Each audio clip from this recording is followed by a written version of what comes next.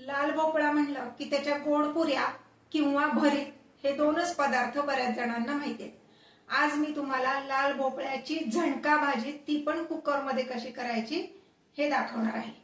नमस्कार, आऊचा खाऊ या युट्यूब चॅनलवर मी मेधा तुमच्या सगळ्यांचं मनापासून स्वागत करते.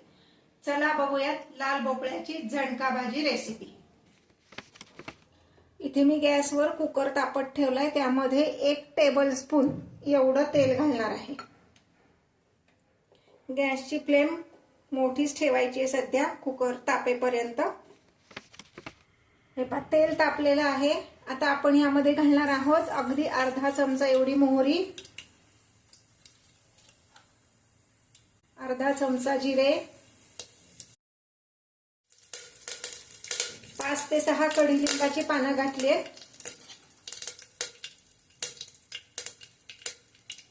मिसळणीच्या डब्यात चमचा असतो त्या चमच्यानी अर्धा चमचा एवढा हिंग घालायचा आहे. त्याच चमच्यानी अर्धा चमचा एवढी हळद घालायची आहे आणि अर्धा चमचा एवढे मेथी दाणे घालायचे. लाल भोपळ्याच्या भाजीला मेथी दाण्यानी खूप छान चव येते, पण मेथी दाणे मी मुद्दाम सगळ्यात शेवटी घातलेत कारण ते करपले की कडू लागतात. आता ह्यामध्ये मी चिरून ठेवलेला भोपळा घालणार आहे. मी अगदी भोपळ्याच्या बारीक फोडी केल्यात. भोपळ्याची साल काढून घ्यायची आणि त्याच्या बारीक फोडी करायच्या. हे छान असं परतून घ्यायचं.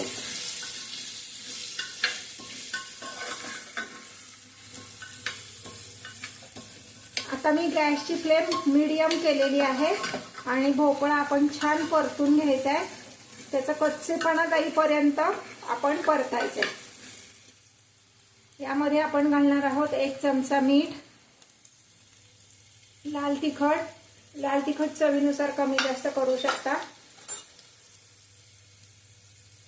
मिसळणीच्या डब्यात जो चमचा आहे त्या चमच्याने 2 चमचे एवढा गोडा मसाला घालणार आहोत.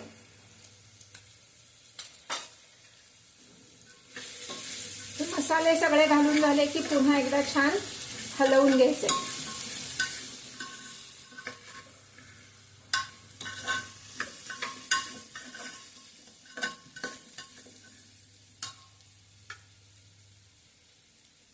यामध्ये अगदी छोटा तुकडा एवढा गूळ घालणार आहोत, फार नाही कारण भोपळा चवीला गोड असतोच.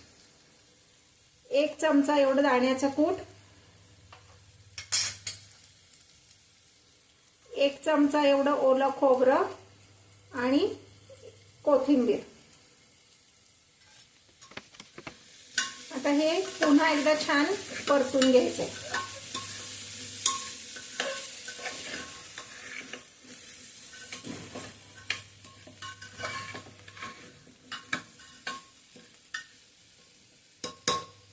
आता यामध्ये आपल्याला पाणी घालायचंय, पण अगदी किंचित पाणी घालायचं. लाल भोपळा पटकन शिजतो. त्यापूर्वी थोडीशी पूर्वतयारी सांगते. आपलं हे जे कुकरचं झाकण आहे त्याच्या ह्या रबर गॅस्केटला तेल लावून घ्यायचंय. ह्याच्यामुळं काय होतं, आपण भाजीमध्ये जे काही पाणी घालतो किंवा मसाले घालतो ते वाफेबरोबर बाहेर येऊन वाया जात नाही. इथे शिट्टीच्या ठिकाणी सुद्धा तेल लावायचंय. हे पहा अगदी छोटी वाटी, नैवेद्याची वाटी एवढंच पाणी घालायचं.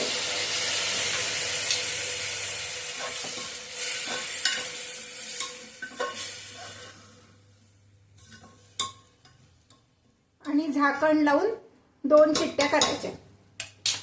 गॅसची फ्लेम मोठी ठेवायची आणि 2 शिट्ट्या करायच्या. कुकरच्या 2 शिट्ट्या झाल्यानंतर मी गॅस बंद केला होता आणि त्यानंतर 15 मिनिटांनी आता मी कुकर उघडते. म्हणजे त्या 15 मिनिटात जी काही वाफ किंवा प्रेशर तयार झालं त्याच्यावर भाजी आपली शिजली. आणि आता कुकरचं झाकण मी उघडून दाखवते.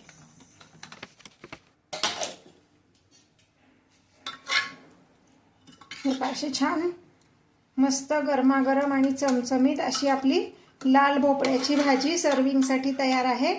आता मी ही सर्विंग बाउलमध्ये काढून घेते. ही आपली लाल भोपळ्याची झणका भाजी तयार आहे.